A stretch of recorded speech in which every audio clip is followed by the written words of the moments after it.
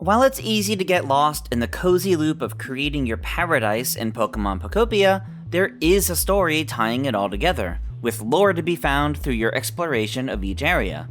Your quest to build up each environment and make the local Pokemon more comfortable is ultimately in response to two big questions from Professor Tangrowth that none of the Pokemon have the answer to. Where did the humans go? And can we, the Pokemon, bring them back? The answers aren't simple, and they're scattered between main story events and finding a series of human records to read through. So sit down, little Dittos, and let me tell you what happened to the humans as we explain the story and lore of Pokemon Pokopia. Of course, there will be spoilers for the game in this video, so consider this your warning. If you haven't rolled the credits in Pokopia, now's your time to tune out. From the perspective of the Pokemon, everyone is woken up from what feels like a long nap. There's a haziness behind how they got where they are, and a confusion over the changes to the natural environment. Every environment has the ruins of a Pokemon Center, broken down roads, the remains of houses, all on top of the remnants of their own natural disasters. The dried out natural landscape of the withered wastelands, the ash-covered valley of the rocky ridges, the unnatural mountain peaks made of a broken up city in the sparkling skylands.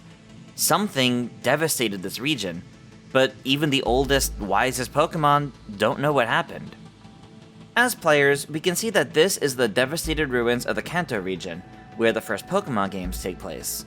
Some particular locales from the region directly appear, or at least their ruined remains do. The SS-On and Vermilion City make up Bleak Beach, Mount Moon and the Pewter Museum make up the Rocky Ridges, Saffron City and specifically the Sylph Co building make up a significant portion of the Sparkling Skylands. And then of course there's Pallet Town near the Withered Wastelands. Exploring this post-apocalyptic region will yield hints to the world as it was before, and what exactly happened to the humans, in the form of interactable locations like the Team Initiation Challenge and the human records to collect. The Team Initiation Challenge at first seems to be some sort of lighthouse, run by an automated recording from Team R, short for Team Rocket. The nefarious organization had a scheme of their own through the natural disasters striking the world. By completing a series of fetch quests, delivering items to this building from across the different locales, you'll uncover the truth of this building and reach the credits of the game. The building is actually a rocket that you've been preparing for launch. After delivering a sentimental photo and celebrating the completion of the Team Initiation Challenge, the rocket lifts off into space, taking everything you loaded, intended for the human inhabitants that would have ridden inside. Watching the rocket fly off is a beautiful little moment you share with Professor Tangrowth. But on its own, it gives more questions than answers. So there was some sort of plan to send rockets into space, but why wasn't Team Rockets used?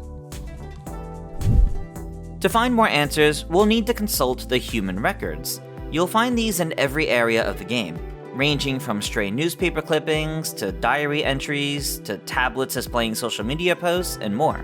Some in particular have multiple entries, and put together tell a greater story of events.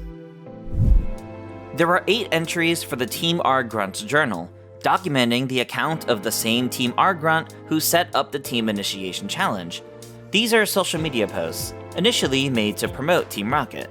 We learned that the new boss of the organization was putting a lot of work into a project, and the Grunt was given the special mission to collect a bunch of materials. A mission that they found too daunting to do alone at first, and came up with the Team Initiation Challenge to get help completing the mission. The mission in Big Project? To make their own rocket to go out into space.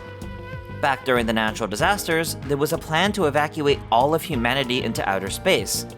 But they wanted to separate Team Rocket into different places, so the organized group couldn't cause any problems. So in response, Team Rocket worked to build their own rocket so they could stay together after all. Going off the reports of the journal, the rocket was completed, but the Grunt's mission was all set up with no payoff. The penultimate entry describes waiting for a goody-goody to come along to do their mission for them. But the final entry shows the account was suspended, with the entirety of Team Rocket apprehended by the international police. This is why we, as Ditto, can complete the Team Initiation Challenge and send off the rocket ourselves. While the tech was fully completed, the rest of the preparation wasn't. After launching their rocket, an additional Grunt journal drops, which implies that humanity might run out of fuel on their journey, but Team Rocket's ship would have enough fuel to help with a return trip. But where did the plan to evacuate to space come from? We can learn more from the hacker's confessions, of which there were 6 entries. This documents the accounts of a nameless hacker who infiltrated various companies and more purely for fun. They stumbled upon well-hidden data tracking weather patterns, teaching them of natural disasters striking a different region. This led to them hacking into a foundation known for Pokemon conservation, believing the foundation to be involved. While it's not explicitly stated in these documents, I'm pretty sure the mentioned region is Alola, and the foundation being the region's Aether Foundation. The hacker documents being found by the foundation, and then being told everything. The disasters would spread throughout the entire world, and humanity can't prevent it. The Foundation, working with the other regions, crafted a plan to evacuate all of humanity into space, a plan that was already underway. But this only covered humanity, and that's where the Pokemon Conservation Project came into play, which the hacker was enlisted to assist with. Humanity would be evacuated into space, but not the Pokemon. All of the Pokemon of the world would be stored and protected in a computer system. Think like the PC storage system of the Pokemon games as we know it, but seemingly on a much larger scale. As the hacker notes, however, no computer system would keep running forever. While the Foundation planned to send small groups of people back to Earth regularly to monitor the tech and the status of the world, the actual logistics of doing so were very unlikely, potentially leaving humanity stranded in space for dozens or even hundreds of years. Noticing this, the hacker adjusted the Pokemon Conservation Project to continuously check the weather data to find habitable environments or Pokemon, and gradually release Pokemon suited to those locations. This was designed to be a failsafe in case humanity was unable to return and perform maintenance, so that the Pokemon wouldn't be trapped sleeping in a PC forever, but eventually freed to live in a hopefully safer world. And this explains exactly why all of the Pokemon begin to hazily wake up across the different locales. The humans went to space to safely evacuate the natural disasters, and unfortunately have not returned. All of the Pokemon across the world were stored in a system meant to keep them safe from the apocalypse, safely sleeping away from the dangers. The system holding them then reached its limits, and began to release them back into the world. Our Ditto was among the first, perhaps because it's best suited to helping the world become more habitable for other Pokemon, and eventually, potentially, humans. This answers some of the biggest questions we've been wondering the whole time. We know where the humans went, why Pokemon have been waking up across the region, and just how bad the destruction across the world was. And we even know that humanity might have set themselves up to get stuck in space for hundreds of years, which lines up with just how broken down so much of the world is. Pokemon Center ruins wouldn't naturally be that broken down in just a few dozen years, after all.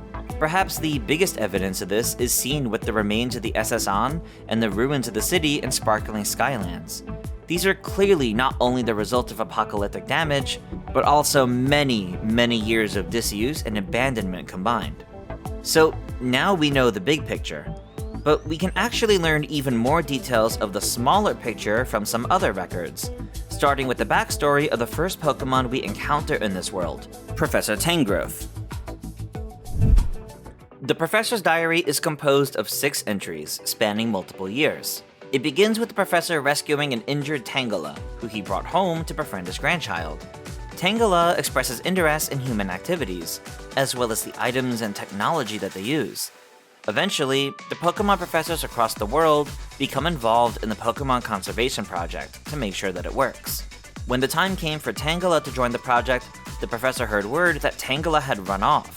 He might be trying to make it back home, but the professor's family would already be in space by that point. The professor's diary ends on a somber note. Tangela was not found, and the professor hoped to join the survey team in hopes of any of the return trips to Earth yielding an opportunity to find them. So, what happened? Well, Tangela eventually evolved into Tangrowth, the Professor Tangrowth that we know and love now, revered for his fascination with humans. The poor little guy was tragically left behind, and unable to join the Pokemon Conservation Project, making him one of the few Pokemon not to be stored in the system. This explains why he was living in a cave at the start of the game, and mentions it had been a long time since he last saw any Pokemon. Professor Tangrowth was separated from his family as a Tangela, and has since been alone for a very long time.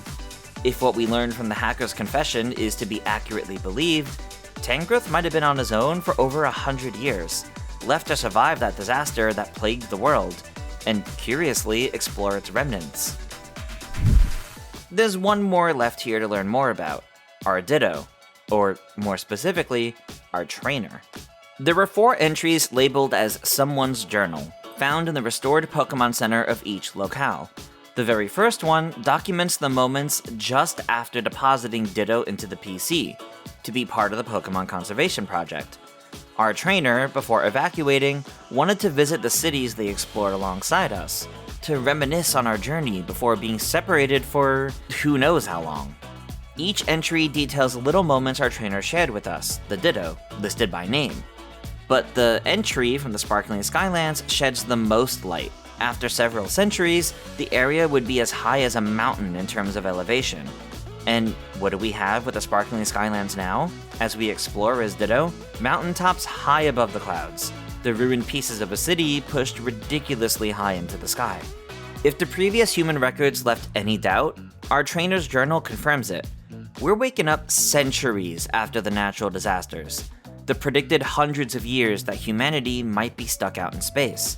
The hundreds of years that, if left without regular maintenance, the Pokemon Conservation Project would reach its limits and begin to let Pokemon out into the world.